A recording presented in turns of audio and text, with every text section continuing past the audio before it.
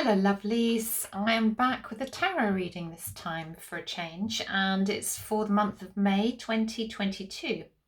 And we're going to do things a bit differently. I have to remind you it's for entertainment purposes only under UK law, but we're going to do something a bit different to what I've done before. So rather than looking at the influences in general, as I've done in the past with tarot, I haven't done it for a few years, I'm going to ask you to choose which row of cards, so it's a little bit more specific to you. Obviously it's quite general, but hopefully it will help some of you. And let's have a look, shall we? So I'm just going to pause the camera. So here we are, there's 3 rows. Row 1, row 2, row 3. So pick which row you feel drawn to. And now we'll begin. Okay, so this is row 1. And row 1, as you can see with this card here, it's in reverse on the camera there, but on here we've got this sexual lady. This is taken from the Normand pack, a card, the Gilded Reverie cards there. And she's looking out the window. She's looks like she's waiting for something to happen, but there's a very strong Venus energy with her. She has that symbol of Venus around her neck, and although she's obviously very sexual there, she really does represent that feminine energy. It's a powerful lady who's embodying her femininity. So this could be you. If you're female and you're watching this could be that you are embodying much more of your femininity, or you're embodying much more of your power in May there. So she's strong. She's got strong features. She's a strong lady. She's embodying her feminine presence. So she's very, very in her power in May, which is lovely. And this is followed by the tarot card of the Eight of Pentacles. Now, eights in the minor arcana can be obstacles, they can be progression, they could be milestones. Sorry, they can be obstacles, they can be barriers, they can be negative blocks as well. But also the eight of Pentacles can also be new skills being acquired, learning something new, certainly on the material front there. It's a very industrious card and very practical card. So there can be some training that's going on, maybe some apprenticeship, maybe some further education. So if you're looking to do a course, maybe that's what it is. But I think there's something, possibly a dispute there in connection, or an internal conflict, because we're followed by the five of Wands, which is very much about that internal conflict. It's about change. It's about disruption there, and it's following this card here of the 8. So there's something going on, I think, possibly in your workplace, or some internal conflict perhaps in connection with that. Maybe there's a need for more training going on, or maybe there's a problem there to do with your work, or to do with what you do for a living. There's something, some kind of limitation. It could even be a self-limitation. So the fact that she's here could well be the fact that you're not standing in your power. And when I look at that, it's followed by another 8, the 8 of Swords, that to me is always about feeling powerless. The 8 of Swords, it's a bondage card, so it's like a temporary restriction, that you may be feeling trapped and unable to break free there. And so having these two following here says to me that you're not standing in your power enough if you're watching this, and you're not embodying the feminine enough. You're forgetting who you are.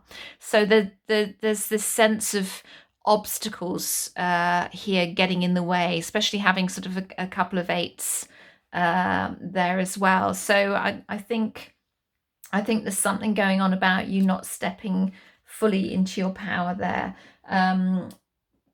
When we have 2 8s together in a reading as well, it's about surprise developments. So there may be some surprises, certainly under this huge energy shifts that we're going through at the moment. there. So I think there's some challenges ahead if you've chosen row 1 in terms of embodying the strength of you as in your feminine. So there's a need for you to step more fully into recognizing that you're an empowered, creative, feminine being. And if you're male watching this, then perhaps you need to either embrace your femininity more, or perhaps you got too much of the feminine and you need to step more into the masculine. But either way, to me, the feminine is out of balance here. Let's just have a look and see what the oracle says. This is for the overall card, the Rumi cards here, and it's beyond the threshold of fear. Card 25, beyond the threshold of fear. Let me just bring it up. These are fantastic cards, Alana Fairchild cards. I'm not going to read all of this. I'm just going to bring you the very basics of this. And the very basics are that this comes with spiritual guidance for you, that you have broken through a barrier, a self-imposed barrier of fear, whether it seemed to originate from within your consciousness or from an external set of circumstances that held you back from taking the steps you are now taking or just about to take. These steps may feel strange, new, uncertain, and exciting. Your mind might not have received the memo that fear-based existence is no longer in operation for you. It may need a loving, tender, reassuring, and firm update that the relationship you have with fear is now rather different. You are the witness, not the victim. Your consciousness is strong enough to hold it in compassion. You don't collapse under its weight. In fact, it is becoming less and less substantial for you. When it is there, it seems less convincing than what it once appeared to be, compelling still at times perhaps, but not anywhere near as powerful as it once was. That power has been claimed by your heart instead. So it kind of ties in roughly to what I was saying there. So perhaps, there is this recognition here with these cards of this internal conflict, this sense of feeling in bondage, trapped, powerless in some way, this obstacle here, and this need for feminine here, that you're going to have some kind of breakthrough this month in that respect and step more fully into your creative feminine power and embody Venus energy fully and completely. So let's then move on to row 2. Right, this is row 2. And row 2, we have this wonderful card here, 22, which has got two doors on top of the staircase here. And this is very much about about making a choice, deciding which way to go for row 2. So there's a decision to be made. Decisions and choices are what I offer, is what it's about. So it's about alternative directions or alternate directions. And it can be a problem if you're in a relationship, because it can mean that you're having second thoughts about the relationship, or somebody is having second thoughts about the relationship there. And it's coming to that crux time of, do I go this way or do I go that way? Stairs are always symbolic of ascending to a higher place, a better place. So however difficult the decision appears to be when we first look at it, it's taking you to somewhere better in the long run, whatever choice you make. And you can't make a bad decision, so there's no mistakes in life. There are only sort of decisions and choices, and everything is valuable, every experience is valuable. But then we move on to the 5 of Cups, and with the 5 of Cups we see that fives are about change, disruption, conflict again, and our focus needs to shift, because we're focusing too much on the worries here. We're focusing on the spilt cups instead of the cups that are standing behind. So there's a change of perspective needed. And the 5 of Cups it's not a bad card or anything like that. But it's a cup that says, it's a card that says, look again at a situation from a different perspective. Whilst you think something is lost, it could well be that something is gained as well in the process. So there may be an element of grief or sense of loss around this. And again, it feels very relationship orientated, row 2. But it feels like there's too much focus on what you might have lost. If it isn't relationships, then maybe it's something else, but it just feels like that there's too much focus on something that you might have lost, maybe even with a career, but there is something gained in the whole process, and that sort of ties in with card 22 as well, the one before it here. But it can also be a feeling that maybe a vow has been broken here, or a commitment has been broken in some way by one member of a relationship, or there's a disappointment here. There's a disappointment with a relationship, or a disappointment with a career matter, or something along those lines. But it is followed by the Knight of Swords, this huge rush of energy coming in, and that can give it a sense of cautious hope. With this card, so that if you have been going through an unhappy time, it's changing. It is changing. And I think, again, it's about, my feeling is picking up that we need to make a decision here. We're being asked to make a decision. Now, Mercury is retrograde during a large part of May 2022. So it's best to go over things. So reflect back over situations, ready to make that decision by the time we come out of that retrograde there. So it's really a process of reevaluating, I think, with this one, because when we get the Knight of Swords coming in, the Knight of Swords is quick energy, it's quick thinking, especially on the mental side. Swords are about a thought, mental, trust, logic. And it's about quick thinking, it's about new ideas, it's this rush of energy, it's speed and it's change there. But the reverse side of that, which is sort of connected to that, is this sense of deceit with it. There's a treachery with it, there's a deceit with it. So I think someone may have been deceitful, or not giving you the full facts around this card. However, it's not the end of the world. It's not the end of the world, because what we've got is this change, so that it's like clouds. Every cloud has a silver lining, and as things appear to be are not always what they seem, and what may seem like a disappointment here, actually we're looking, as we're moving forward, that actually is a blessing in disguise. So it can always seem like a disappointment at the time, but it always leads to a blessing in disguise. And this is really what it's saying. We've got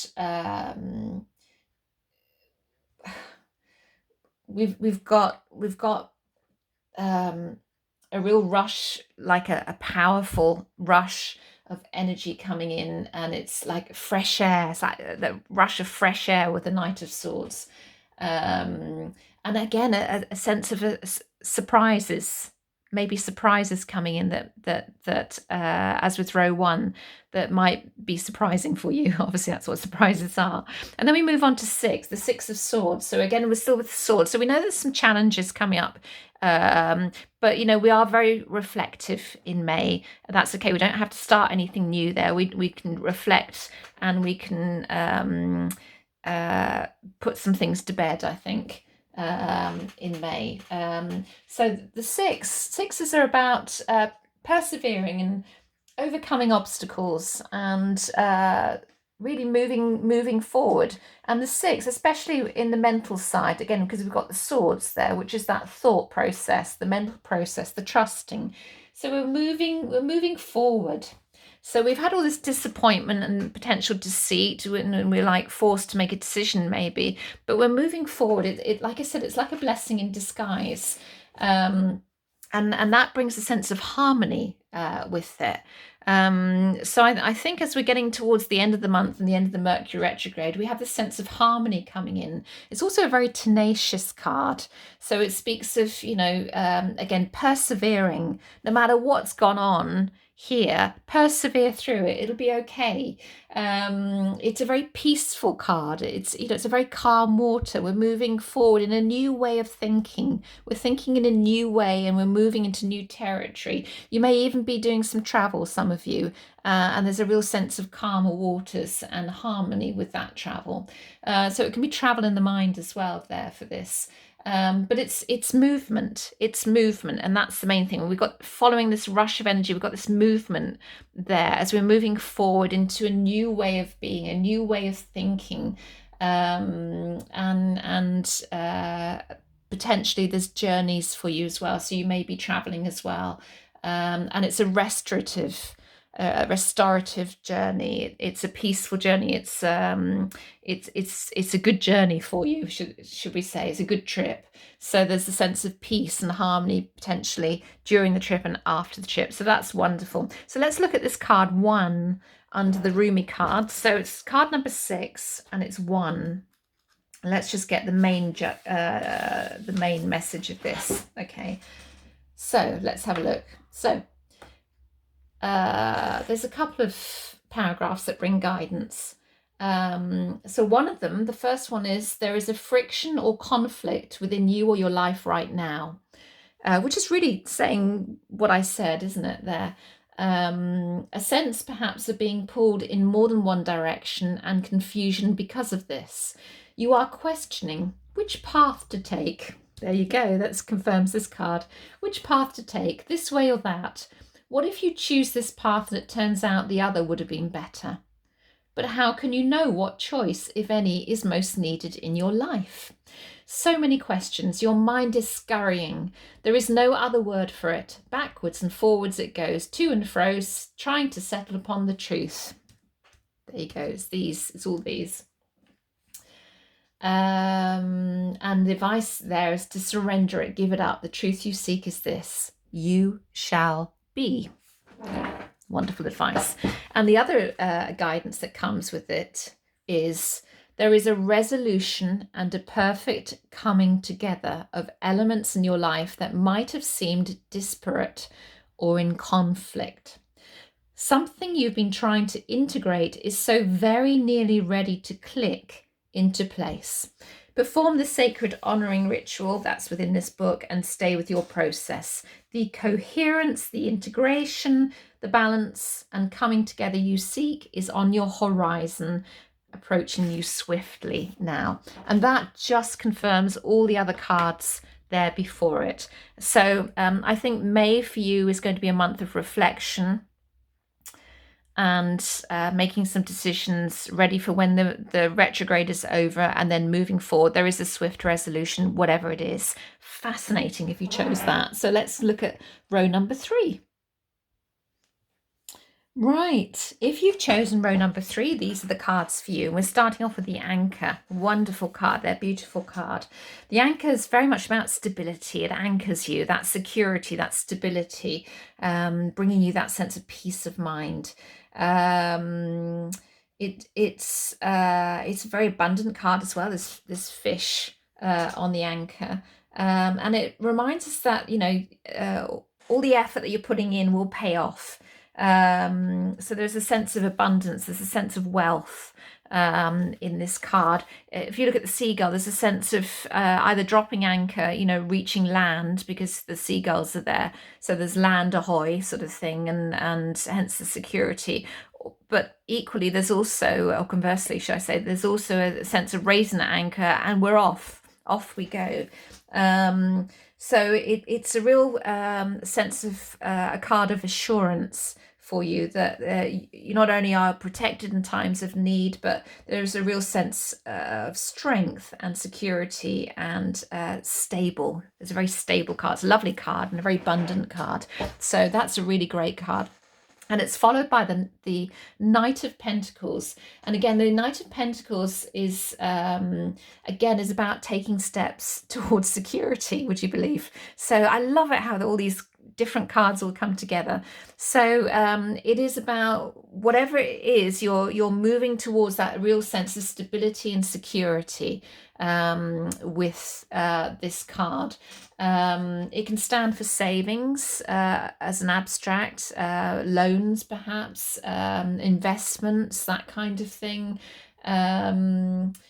Sometimes if it's negative, because it's followed by this card, which is, you know, changeable. It could be that you've overextended your credit, or there may be some difficulties, maybe getting a mortgage or financially there. But we're following this card of abundance here, and stability. So there is this sense of certainly we're looking at the financial side. It's an ambitious card. The Knight of Pentacles is ambitious. He's determined, and he's hardworking, he's patient, can be quite a conventional card, can be quite earthy, can lack imagination, but he's honest, he's forthright, he's stable, he's loyal. So it's a very stable card, it's a very secure card. And sometimes when it's in the negative, it can be about financial restrictions there. So I think there's something around, because the 5, again, we're looking at change, we're looking at disruption. To me, this is like empty victories. When we get the 5 of Swords out, it's like an empty victory. So I feel whatever's going on with your ambition, your determination, or even financially, there's a sense of getting what you want, but at what cost, I have to say. So this is about limitation and power. And like I said, like it can be a battle of the wills sometimes when it's in its negative aspect. So this is that empty victory. So we'll have that battle of the wills and we'll get what we want, but at what cost in its negative aspect. But in its, fives, it is that conflict again. It is that conflict, but I get what I want again, but at what cost? That's what's coming through. At what cost? It is very complex, but it is surrounded by relatively, I think, positive cards. So, so there's a little bit of concern around there. I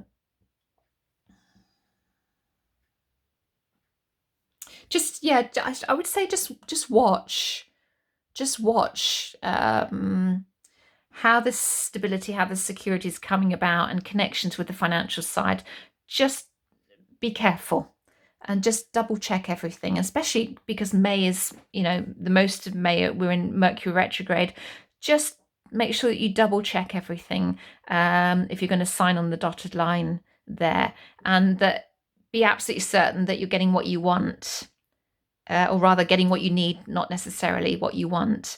What's best for your highest good there, and not at any cost. So we have the stability, we have the security, and it's wonderful, and it's really positive.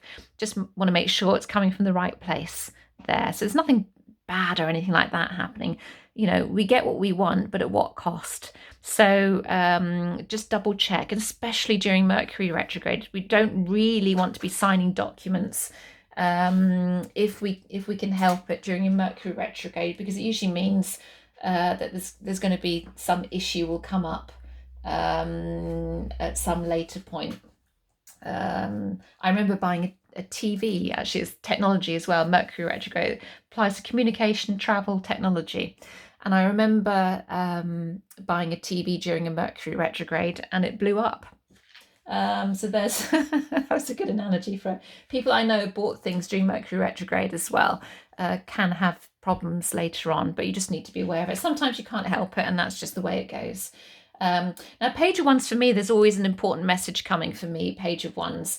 But the ones are, it's very much about the spirit, the impulsive side, excitement, the essence of spirit, and, the page, that messenger there. So there's a real creative feeling about him. For me, the pages, when I get this card, there's an important message coming in.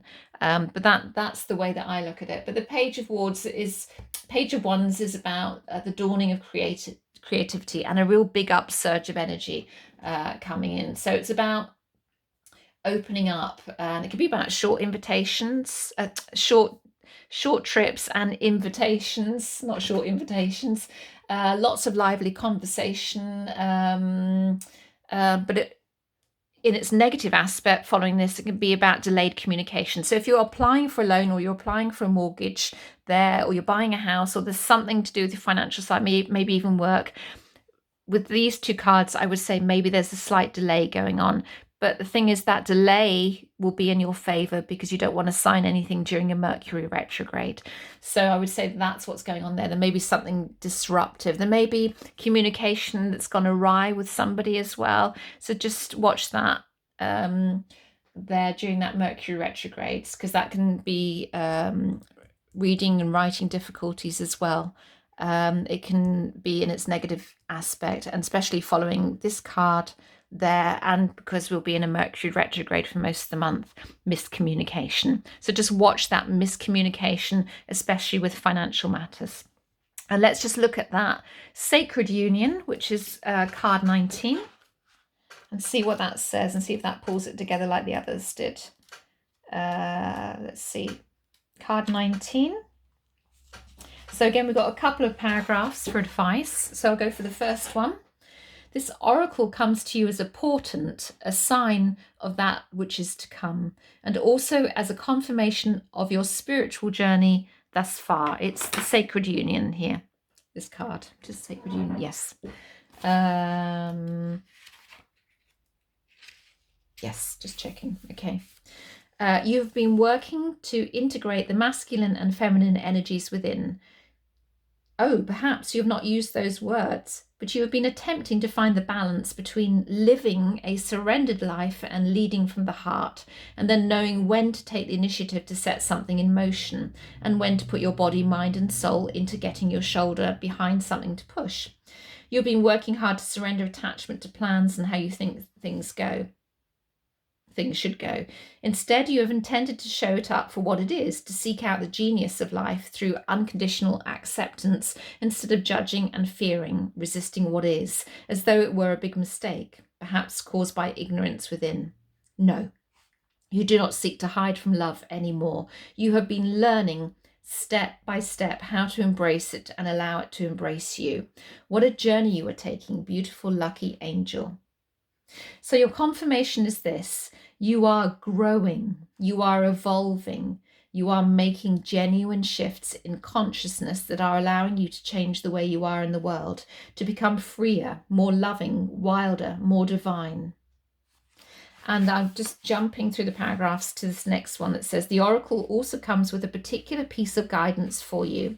No matter what has been, what has succeeded, and what has appeared to fail, what has been loved and what has been lost, there is only one truth that will prevail in your life, without failure, without exception, and that is love. It is all you are truly seeking, and it is behind every life experience seeking you. Do not stand back from it. Do not put yourself aside. Turn down your eyes and pretend you cannot be seen by the world. Be bold. Claim the love that is your divine birthright, and know that sacred union is yours, destined in the heavens and blessed by the great beloved. That's a fantastic message. So again, don't worry too much about these things. Again, we're in Mercury retrograde, so just watch that miscommunication, but know that stability, that security, that abundance, it's all there within each of us, and it's just a case of recognizing it and then taking the message of this card there, the Sacred Union. So I would say all three rows are constructive. They all reflect that Mercury retrograde. There's nothing really negative in any of them. I think there are things for us to look at, to consider, to reflect upon, which is what Mercury retrograde is all about. Ready so that by the end of the month we can move forward with great confidence and love. And I hope you enjoyed that, and I hope to do again in June if you wish me to do so. Have a great May.